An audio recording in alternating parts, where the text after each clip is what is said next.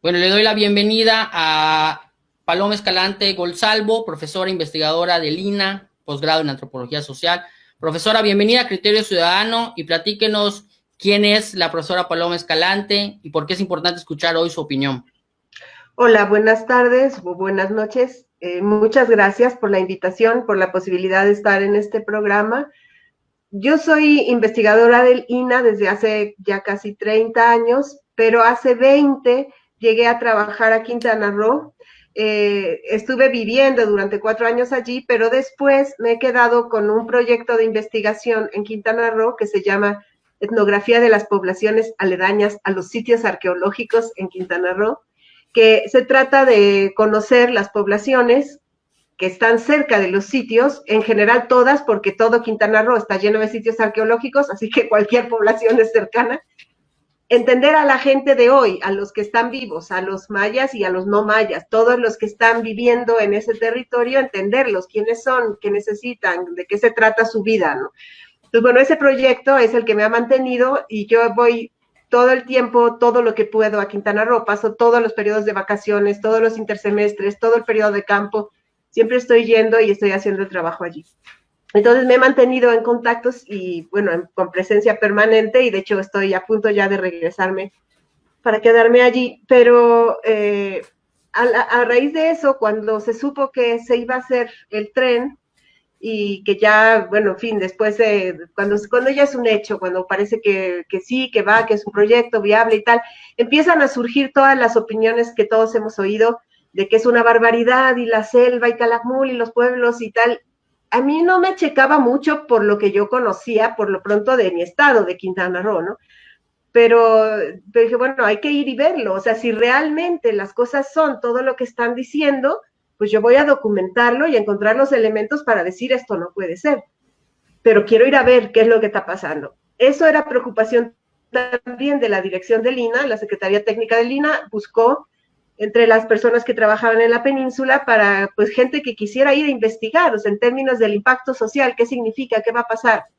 Y así fue que el año pasado con un grupo, con otras tres antropólogas, empecé el trabajo de ir recorriendo el estado, pueblo por todo lo que se suponía sería la ruta del tren, para ir viendo, bueno, qué es para la gente, qué pasa aquí, por dónde es que pasa, en Calakmul, porque aunque no es Quintana Roo, pero está muy cerca de Chetumal, por dónde es exactamente qué va a pasar, de qué se trata lo que sucede en Calakmul.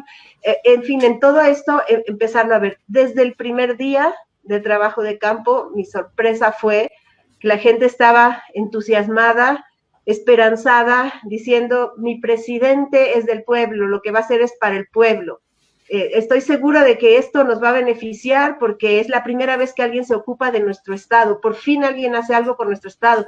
En fin, mucha esperanza de la gente, muchas expectativas, lo cual me preocupó porque yo también había oído que era para el turismo y un tren turístico. Yo dije, bueno, si el tren les va a pasar aquí enfrente y no es para ellos, aquí se arma la revolución. O sea, la gente está esperando el tren para ellos. Así fue que hice contacto con Fonatur, hablé con el encargado científico, Javier Velázquez Moctezuma del tren, y después con el entonces enlace territorial, Osvaldo Villalobos, y ellos me dijeron, el tren es para la gente, si no es para la gente yo me encadeno a las vías con ellos, o sea, es para la gente, es un proyecto para todos, y bueno, ya de ahí he mantenido el contacto siempre con Fonatur y he continuado este proyecto de investigación que se fue profundizando en etnografías, o sea, entrar a conocer más de cerca a estas poblaciones, sus situaciones, sus problemas, sus expectativas, y bueno, a partir de ahí pues tengo un trabajo que ya ahora está en un blog que se puede conocer, que habla de todas las regiones que integran el estado, pero bueno, como presentación creo que más que suficiente, por eso. Sí, bueno, yo no pensaría en que estrictamente se necesitaba que fuera un tren. Yo creo que definitivamente se necesitaba y se necesita hacer algo importante, fuerte, grande, para apoyar a esta región sur-sureste y a la península de Yucatán en particular, ¿no? Es muy claro que la situación que se vivía era de verdad, bueno, que se vive porque no ha cambiado todavía, es de verdad en muchas partes terrible. Todos los poblados, bueno, yo hablo de lo que conozco y básicamente es donde no hay vías, o sea, de Quintana Roo a Calakmul. Toda la parte que hasta hoy no tiene nada de vías, ese es mi territorio, no es lo que yo conozco. Y lo que hay ahí, pues es una situación de verdad muy desesperada de absolutamente no empleo ninguno, donde la gente que migraba antes a Estados Unidos ya no pueden migrar, han deportado masivamente. Hay comunidades en las que tenemos temas de problemas graves de suicidio de jóvenes, sobre todo de los que regresan deportados. No hay fuentes de empleo. Para tener un porvenir tienen que irse y se van a trabajar a Cancún o a Playa del Carmen, a lugares turísticos donde creen que van a tener una mejor vida, aunque en realidad tampoco es mejor, pero es donde hay algo de dinero. Hay poblaciones, porque se habla mucho de la violencia en Cancún, y así, pero la violencia la tenemos en todas las poblaciones. Hay poblaciones especialmente violentas por la situación con el crimen que se da allí, y donde los jóvenes de verdad no tienen opción, y si acaban enganchándose con algún grupo delictivo es porque de veras no tenían otra cosa que hacer. Entonces, o sea, sí había que hacer algo, había que pensar en fuentes de empleo, hay que pensar en resolver los temas de infraestructura. Todavía hay muchas comunidades con sistemas, ya casi todos tienen electricidad, no todos, pero casi todos, pero muchas veces muy deficiente. Conectividad, casi nadie, o sea, no hay internet en la mayor parte. No hay drenaje, no hay agua potable todavía en muchos lugares, o sea, hay muchas carencias y había que atender eso. Y había que generar cuestiones, elementos, programas, proyectos de desarrollo de alguna manera, que podrían haberse hecho solo eso, no necesariamente con la vía del tren, pero yo pienso que hay ventajas de que sea con el proyecto del tren. Por una parte es el hecho de las ventajas que sí tiene como transporte. Si bien sí hay carreteras, o sea, están comunicadas por carreteras prácticamente todas las poblaciones de la península, hay muchas carreteras, demasiadas, pero algunas no están en buen estado, y por otra parte en esas carreteras circulan muchos trailers a cualquier hora, causando muchos accidentes. Las líneas de autobús es prácticamente un monopolio, y luego los transportistas en las pequeñas comunidades se vuelven también un conflicto, porque, en fin, de transporte sí hay un problema. Digamos que no era indispensable resolverlo, pero sí va a mejorar la situación de transporte y la gente sí tiene esa expectativa de un transporte que además les ofrece cosas que antes nunca habían tenido la oportunidad, porque aunque por ahí se dice que no va a favorecer a la gente porque no van a poder subir sus 3 cajas de miel o su cosecha, sí lo van a poder hacer. O sea, sí está pensado el proyecto del tren para que sirva a la gente también para esas cosas que ahorita no lo pueden hacer. Ahora no pueden transportar sus productos en el ADO, ¿verdad? O sea, no pueden llevar productos en los autobuses. Las personas discapacitadas no pueden subir su silla de ruedas al autobús, y ahora sí van a poder viajar, pero además es un proyecto federal y eso a mí me parece muy importante, conociendo cómo es la dinámica de poder, por lo menos en el estado de Quintana Roo, donde realmente el hecho de que venga un proyecto federal y presencia de Guardia Nacional, por muy criticada que sea, pero es algo que articula y que va más allá de la dinámica de los juegos de relaciones de poder regionales, de manera que sí puede ser algo que apoye a ir desarticulando estas situaciones que han favorecido a los grupos criminales. No sé cómo decirlo sin decir cosas que no debo decir, pero básicamente es el romper ciertas alianzas, ciertos vínculos. Yo creo que un proyecto federal lo puede hacer y que no habría de otra. O sea, de otra manera, uno pone un puesto de quesadillas y te cobran derecho de piso, ¿no? O sea, es que se necesita algo que rompa con eso, o sea, que permita que salgamos de ahí. Y creo que un proyecto federal puede hacerlo como ninguna otra cosa. Y si ese proyecto lo que se ofrece es el tren, pues está bien. Por otra parte, lo que se está ofreciendo con el tren son cosas como los pasos de fauna, que son indispensables, porque están hablando de que se van a morir 2,000 jaguares, y no sé, eso es una tontería, porque realmente los jaguares están muriendo todos los días, se mueren atropellados en las carreteras que ya hay y que no tienen pasos de fauna y que no tienen ningún control, se mueren por los cazadores furtivos que tampoco tienen ningún control, que además llegan y provocan incendios precisamente para que salgan los animales. Entonces, bueno, si ahora va a haber algo, si va a haber ahora pasos de fauna, si va a haber un presupuesto para el cuidado de estos animales, sí, pues está bien. O sea, yo creo que es algo que nos va a llevar a una situación mejor. O sea, no es que hacía falta, pero hacían falta tantas cosas que si el tren va a aglutinarlas y nos va a permitir ir viendo progreso, mejoras, cuidado del medio ambiente, pues probablemente es bueno que sí exista el tren. Ajá, sobre la consulta efectivamente se ha criticado mucho, pero a mí me sorprende, y no solo sobre esto, pero sobre este tema, todo lo que se afirma sin pruebas y se repite como si bastara la palabra del que sea que lo dijo. Se empezó a decir, es que viola el convenio 169 de la OIT y no se cumplió con lo que tenía que ser la consulta. Tenía que ser previa, libre, informada, culturalmente adecuada y de buena fe. Y no fue nada de eso. Y lo dicen así y ya, y entonces hay que repetirlo porque se cree y ya.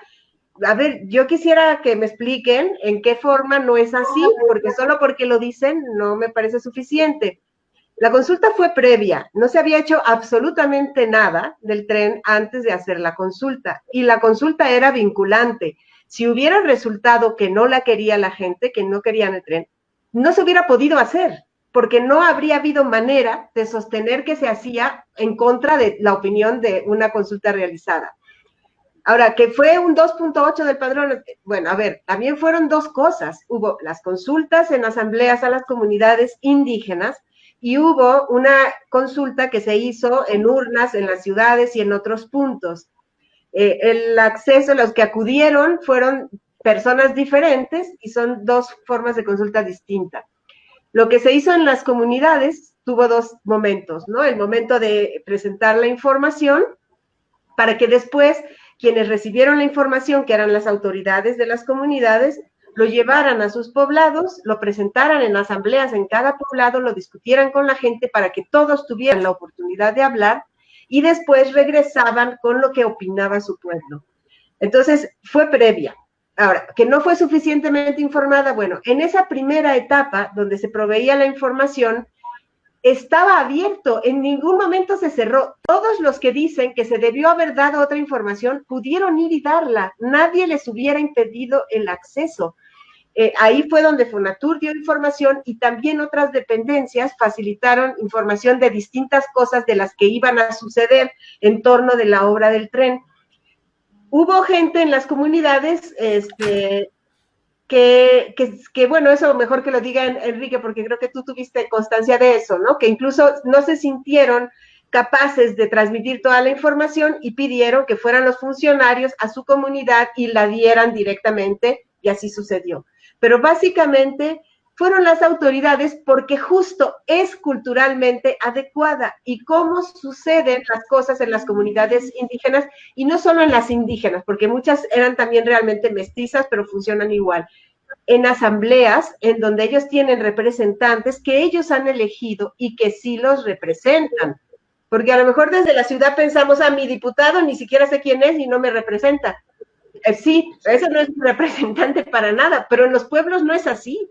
La gente sí tiene representantes que sí los representan y saben quiénes son y funciona así. Entonces, bueno, las autoridades hicieron y eso me consta, o sea, yo estuve en una, porque pues no se puede uno partir y estaban a la vez sucediendo.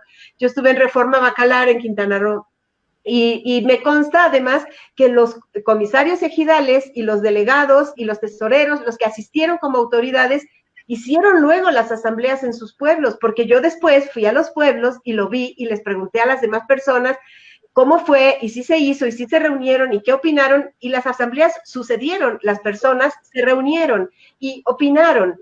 Escuché aquí, justo en este espacio de ustedes, en la jornada pasada, la acusación de que se había dicho a las autoridades que tenían que prácticamente falsificar la voluntad de sus pueblos y que los compraron y que por despensas, o sea, la verdad es que si eso en algún lugar es verdad que sucedió, deberían de haberlo denunciado, porque eso es absolutamente irregular, ilegal, y si le consta a alguien que en algún lugar pasó, que lo denuncie. A mí, lo que yo vi en los pueblos que yo, solo estuve en una consulta, pero en muchos pueblos, se hicieron las asambleas, se consultó a la gente, y la gente masivamente dijo que querían el proyecto del tren, y además presentaron otras solicitudes, porque se abrió esa posibilidad de presentar cualquier otra demanda que en torno a lo que es el desarrollo, el crecimiento y en fin, el bienestar de las comunidades fuera necesaria. Entonces, por eso era culturalmente adecuada, lo cual nos lleva a otro punto de la crítica. Parte de la crítica se hizo que casi no hubo mujeres.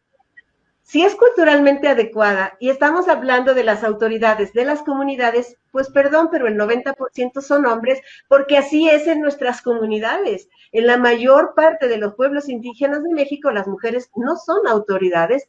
Hay algunas que sí, en el caso de los zapatistas ya es completamente, se ha creado otra cultura, se ha hecho otra cosa, pero en la mayor parte de las comunidades, por lo pronto en las de Quintana Roo, las autoridades no son mujeres. Había una o dos, y esas una o dos ahí estaban, pero las autoridades son hombres porque culturalmente así es. Ahora, esas mujeres fueron, hablaron, participaron, igual que todas. Y cuando se terminó después de la asamblea ya en la que se tomó la decisión, en la que se presentó el resolutivo, se pidió que se formara un grupo para el seguimiento, se pidió que fuera mitad hombres y mitad mujeres, y fueron mitad hombres y mitad mujeres sin ningún problema. O sea, ni nadie tenía problema en que las mujeres participaran, ni las mujeres tenían problema en participar. Pero las autoridades, en principio, por hoy, no son mujeres, porque así es culturalmente, ¿no? Entonces, yo creo que fue informada, que fue previa, que fue culturalmente adecuada, y que desde luego fue de buena fe, fue en la intención de por fin realmente tomar en cuenta a la gente y preguntar, y la gente así lo recibió, y eso pues yo lo escuché, tengo la reseña que hice en mi blog de lo que fue la estancia en la consulta, tengo fotos, no podía grabar porque estaba ahí en el estrado y no podía ponerme a grabar la consulta, pero básicamente la gente, todos, lo primero que decían era, en principio yo quiero agradecer que nos hayan consultado, es la primera vez que nos preguntan, ya hicieron la carretera, ya hicieron tantas otras cosas, metieron las torres de luz y jamás nos preguntaron, tomaron nuestras tierras, pasaron por nuestras y nunca nos preguntaron nada. Estamos agradecidos de que se nos haya consultado. Entonces, en ese sentido, creo que fue un avance, que fue algo muy importante, que sienta un precedente muy importante, que se pudo haber hecho mejor. Hombre, seguramente la primera vez casi nunca es perfecta, ¿no? Pero es un proceso de aprendizaje notablemente importante. Y una cosa más, yo no hablo maya, pero entiendo bastante después del tiempo ahí. Cuando se estaba haciendo la traducción, porque en la asamblea en la que yo estuve sí hubo traducción al maya, para empezar, la traducción, porque ha habido denuncias incluso de que les pagaron a traductores para que tergiversaran. El traductor era una persona de la comunidad a la que no le pagaron nada. Porque además eso, o sea, que hay mucho dinero y que se está compitiendo porque no hay dinero, si ni para nosotros, si nosotros, o sea, quienes tenemos que ir, en ese momento yo fui como funcionaria porque fui por parte del INAH, vas con tu dinero, vas como tú puedes, no tenemos dinero ahorita las instituciones, no hay dinero, pero bueno, tampoco se pagó a los traductores, era una persona de la comunidad que quería hacer la traducción, él, para que fuera como se habla en su comunidad. Y yo noté, y lo comenté con los que estaban ahí, precisamente, que la traducción no era literal. Y yo dije, qué bueno, la traducción no es literal, porque si la hacen literal, igualmente no se va a entender. Todos los que estaban ahí hablaban español y eso también lo sabemos. O sea, ¿en cuál de estas asambleas no eran bilingües todos? Pero bueno, de todas maneras, era importante hacer la traducción, era una cosa de respeto y así se tomó. Y lo que hacía era una traducción culturalmente adecuada, o sea, cosas que no se hubieran entendido a lo mejor literalmente, se hacía la explicación cultural. A mí me pareció que eso era mejor que si se hubiera hecho una traducción literal. Pero justo en la asamblea esa de Reforma Bacalar, la ONU metió la crítica de que la traducción no fue literal. Con todo y las críticas, con todo lo que ha surgido, yo creo que es excelente que se haya hecho y que es un paso muy importante y que la gente está contenta. A donde te pares, en los pueblos que sea que vayas y preguntes, la gente está contenta. Y las actas están ahí, y están las actas en las que están, no solo del momento, todos entregaron las actas de sus respectivos pueblos, donde firmó todo el pueblo que aceptaba lo que se estaba llevando. Y eso no es el 2.8%, porque eran todas las personas de todos los pueblos, no nada más las autoridades presentes ahí. Entonces, creo que fue un ejercicio importante y que se hizo de bastante buena manera con los recursos, con el tiempo, con la situación que teníamos. Bueno, mi especialidad no es la biología, yo soy antropóloga, no soy bióloga, entonces ahí habría quizá algunos otros especialistas más adecuados, pero lo que yo sé es que igual otra vez en esta zona, o sea, en la zona que no tiene vías, el problema más grave no es la deforestación, el problema más grave es el tema del acuífero y del manto, de los mantos freáticos, que todo está conectado en el acuífero Maya, y que tiene además la conexión también con la laguna de Bacalar, y realmente toda esta zona es una zona que en términos medioambientales es muy compleja. Después o sea, donde saliendo, digamos, de la parte ya urbanizada de lo que es el norte del estado de Quintana Roo, saliendo de lo que sería la última población, la última ciudad, digamos, que se considera que es Carrillo Puerto, tenemos la reserva de Siancán, después tenemos la laguna de Bacalar, y después la salida es la selva de Calakmul. Entonces son dos reservas, Siancán y Calakmul, y en medio la laguna de Bacalar. Entonces el sistema lagunar y el complejo de reservas forestales y reservas naturales es el problema. No es tanto eso, cuántos árboles se van a talar para hacer la vía, eso es lo de menos. Creo que son pocos en términos de cuántos árboles, de verdad que no son muchos porque va a ir sobre zonas que ya están deforestadas, incluso aquí, incluso cuando se dice el Calakmul va a atravesar Selva Virgen, mentira, o sea, el Calakmul va a ir por la orilla de la carretera que ya está talada, que se amplió además hace más o menos 3 años, se hizo, no, sí, creo que eso hace 3 años, se hizo la ampliación de 1,5 carriles más, con lo cual sí se taló y no se consultó a nadie, y por ahí va a pasar la vía, por lo que ya está. O sea, realmente para ese tramo de Calakmul no va a haber tala de árboles. Ahora, el punto es que el proyecto, como hemos dicho, no es solo el tren, estamos hablando de polos de desarrollo, de otros proyectos, y estamos hablando de que se está pensando en transformar los procesos de urbanización. Y entonces, pues va a haber más población, más necesidad de manejo de desechos humanos, tanto de desechos sólidos como del tema del drenaje, plantas de tratamiento, etcétera. Entonces, tenemos de la reserva de Siancán, donde está el trazo, donde va a ir la vía, es a un lado, no entra en la reserva de Siancán, pero estamos teniendo gente que quiere comprar terreno que no se puede vender porque es reserva, pero quieren hacer desarrollos ahí, se está gestionando, se está negociando, hay presiones políticas porque quieren hacer algo ahí.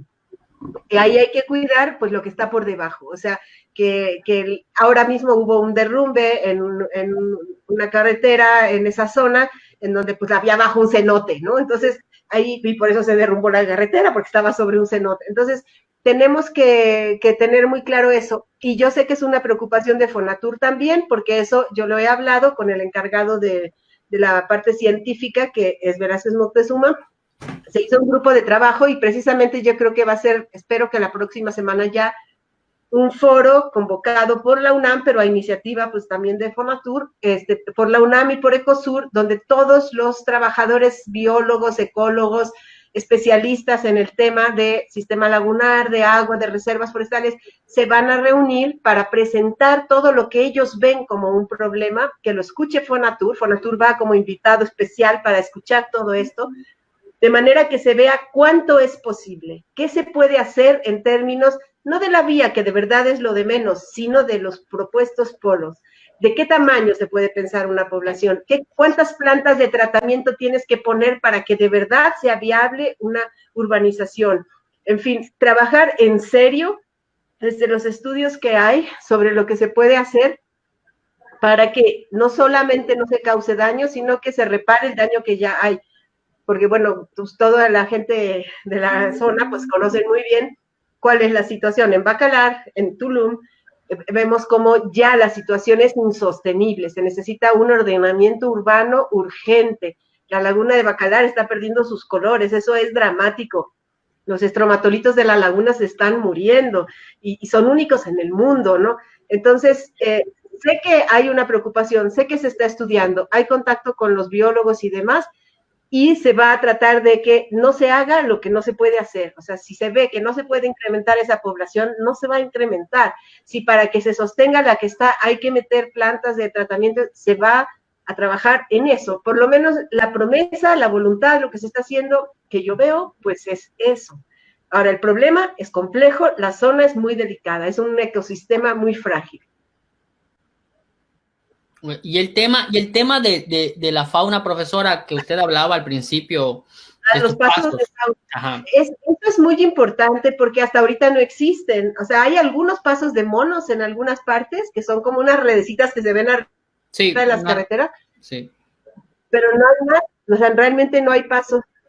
No hay pasos de fauna y tenemos constantemente atropellos de fauna salvaje, constantemente.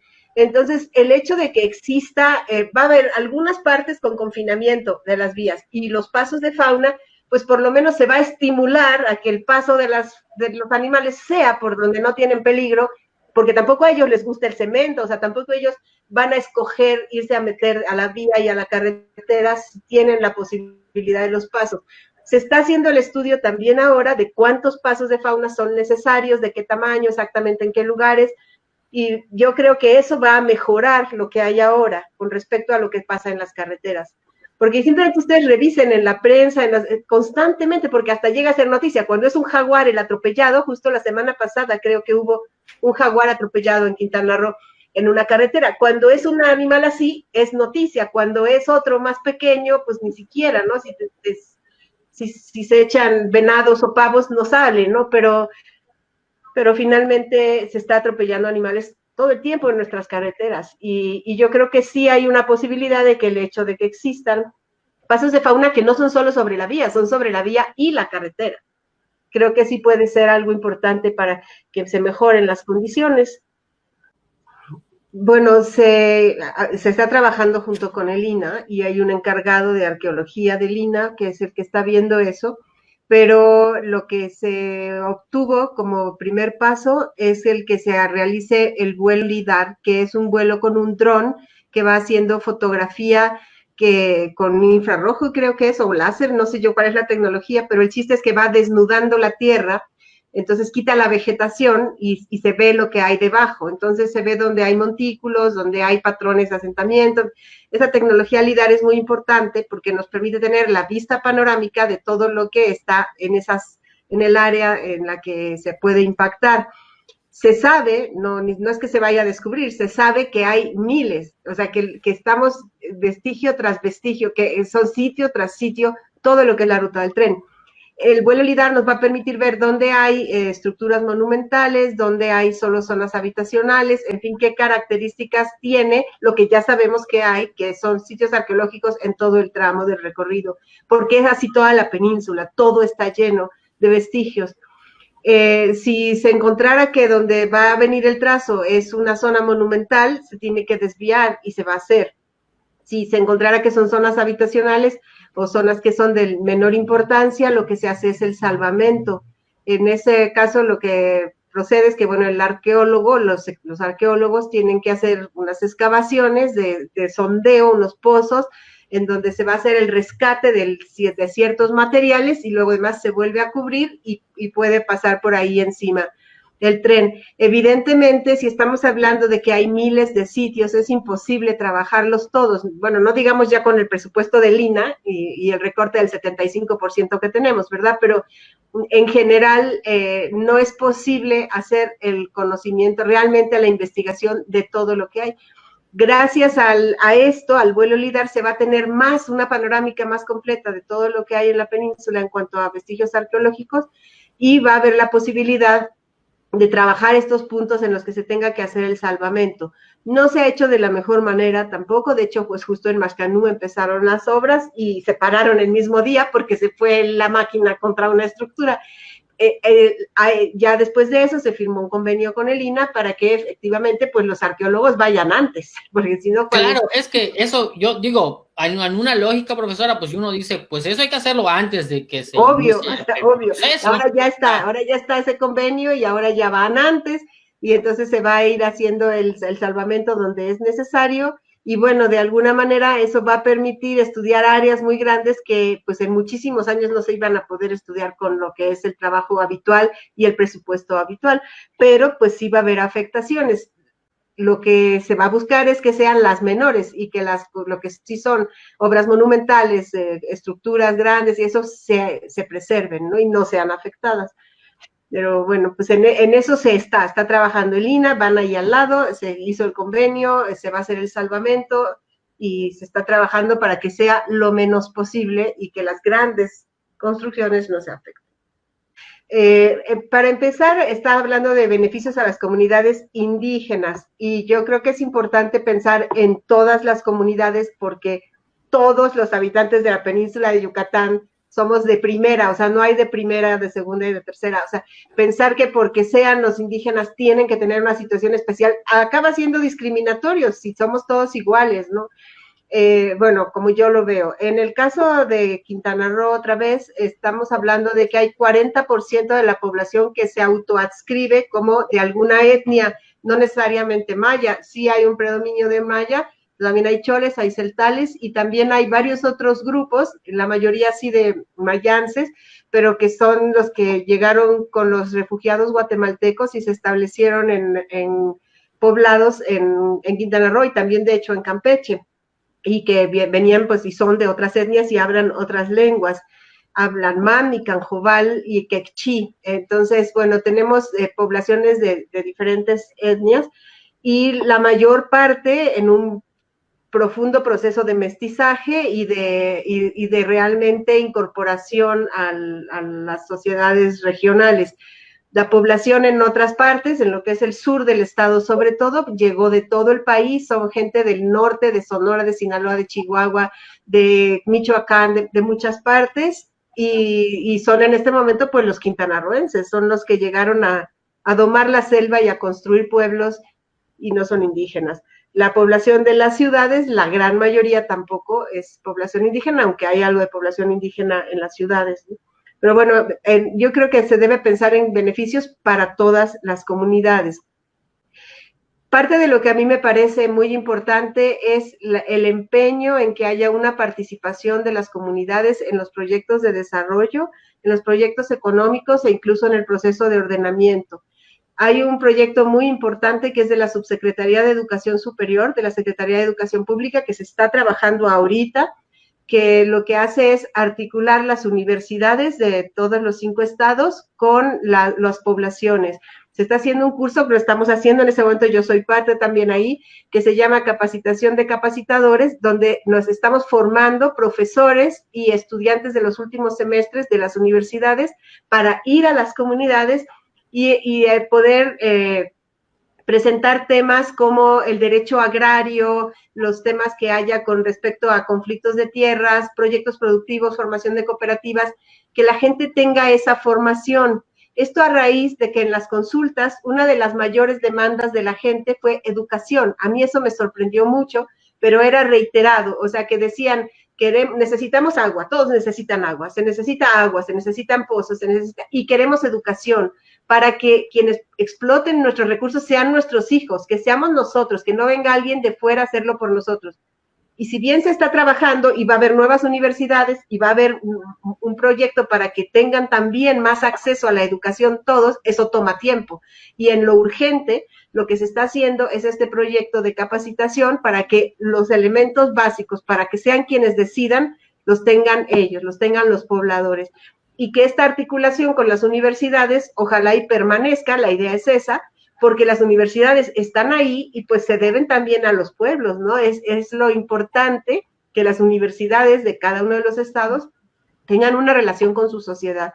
Entonces, se está trabajando en eso y pensando en diagnósticos de las comunidades. Algunos los estamos armando, formando grupos de poblados para poder proveer de servicios por grupo, porque si tú dices una población de 500 habitantes y otra de 300 y otra de 1000, ¿cómo llevas servicios a todos?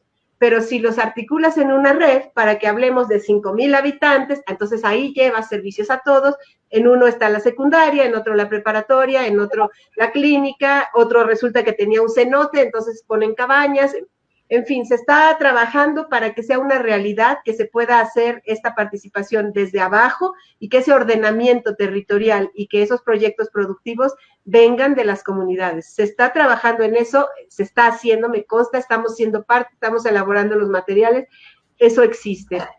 El trabajo entonces es parejo en comunidades indígenas y no indígenas. Se trata de que sean todos incorporados, pero desde en sus términos, con autodiagnósticos y siendo ellos quienes plantean qué es lo que quieren, con los elementos para que los armen, porque tienen que saber, pues eso, qué pasa si sus tierras las rentan, si las venden, si entran a la fibra, que entiendan los temas de derecho agrario, que entiendan los temas de organización económica. Entonces, eso se está procurando y eso yo creo que es muy importante y eso va a determinar de qué empleos hablamos, porque va a haber empleos, claro, para la construcción, va a haber algunos empleos vinculados a lo que suceda después con estos polos de desarrollo, en términos de inversiones, de que sí haya algo también de turismo, aunque se está buscando que no sea ese gran turismo, que no haya grandes hoteles, que no haya, sino que sean cosas pequeñas, cosas de agroturismo, ecoturismo, de turismo sustentable, pero van a significar empleos, pero no son los únicos.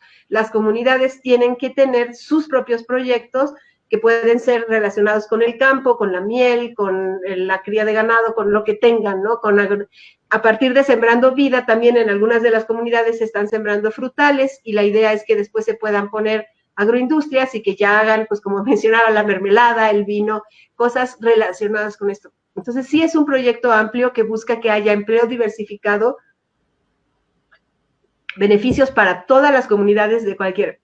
Ahora, la especificidad de las comunidades indígenas evidentemente existe, tienen características distintas, y ahí lo que yo he encontrado en la parte de la zona maya de Quintana Roo, en Carrillo Puerto, es que pesa y es muy importante la milpa y el apego a la milpa, que no es solamente la milpa porque se siembra maíz y frijol y se come, que sí, pero es porque toda la organización social, el sistema ritual, hay muchísimas cosas de la vida colectiva que están articuladas a la milpa.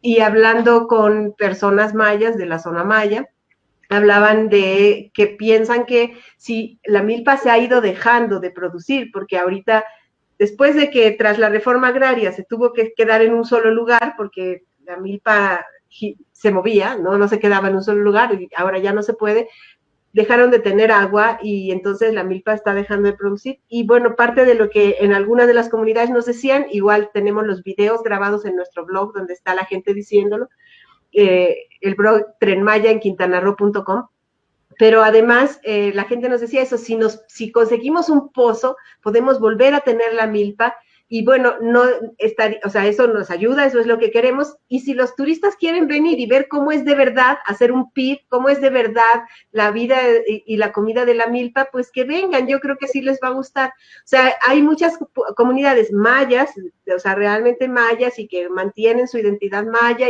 y que no tienen problema con que haya proyectos que lleven a turistas en pequeñas cantidades y siendo ellos quien lo administra, y creo que se les está procurando pues los recursos y los elementos para que lo puedan hacer. Al menos la intención es esa, los programas están, se está trabajando. Espero que se logre, confío en que se puede lograr.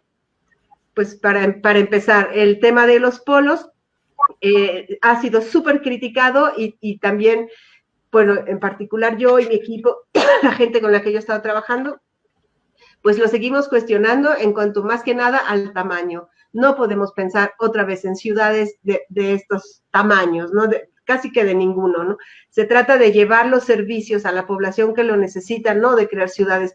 Y el tema con los polos es ese, ver exactamente cuánto es viable y cómo se puede controlar, que eso no se vuelva otro Playa del Carmen, otro Cancún, o sea, que no haya esa posibilidad, que quede todo lo más amarrado posible en términos legales y en términos funcionales para que eso no pueda pasar. Y bueno, nos están escuchando a quienes aportamos material sobre eso, está pasando. Ahora hay una cosa más que yo creo que pues no se puede dejar de mencionar, y es este antagonismo que se ha hecho público, que se ha dado muchísimo eco en los medios, de decir que se están metiendo amparos y que las comunidades indígenas se están amparando en contra del tren.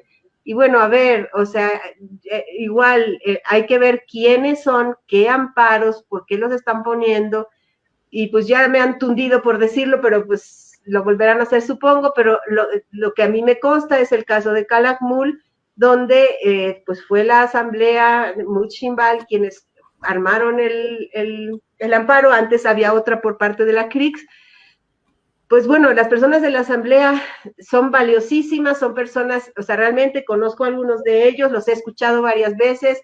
La mejor entrevista que he hecho en mi vida fue un miembro de ellos, Ángel Zulú, increíble, o sea, cómo presenta el tema de la identidad maya, lo que le preocupa todo, o sea, creo que son personas bien intencionadas, convencidas de su lucha, que han tenido una historia y una trayectoria fuertísima de enfrentamiento a gobiernos, pero que en este momento, y ellos también lo han dicho, a veces tienen que enfrentar a las mismas comunidades, y aquí es el caso, porque ellos llegan de fuera, tratan de convencer, pero no necesariamente convencen, meten un amparo con el que no están de acuerdo los pobladores, los demás pobladores, y entonces esto se hace mediático, se publica, se multiplica, y pues no es lo que piensan la mayor parte de los pobladores de Calakmul. Ellos no son de Calakmul, no son, están llegando a decidir por los pobladores de Calakmul.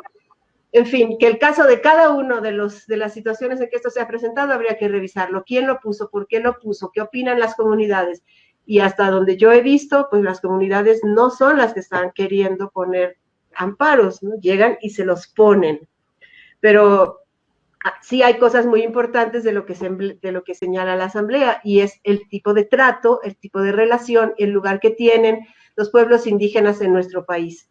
Una cosa muy importante es que desde la educación efectivamente se invisibilizan, desde la educación es mucho más importante ser mexicano que ser maya, y eso no es justo, o sea, y tendríamos que repensar el sistema educativo, tendríamos que repensar los términos de las relaciones, tendríamos que considerar muchos elementos de los que ellos están planteando, y en mi opinión se está desperdiciando en este momento la oportunidad de que sí hubiera un diálogo, de que sí se incorporen, porque al dedicarse simplemente a la oposición a ultranza, se pierde la posibilidad de aportar para que la relación sea diferente, para que las cosas se hagan tomando en cuenta de otra forma a la población maya.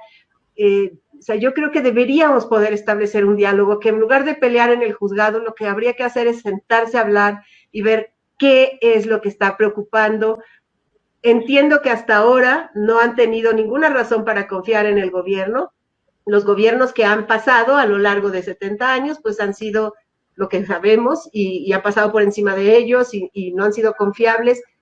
Yo creo que al menos se podría dar el beneficio de la duda de pensar que este gobierno tiene otra disposición y tiene otra actitud, y que se podría tener un diálogo y se podrían incorporar muchas de las cosas que ellos quieren, en lugar de acabar siendo estos, declarándose enemigos prácticamente y quedando entonces fuera.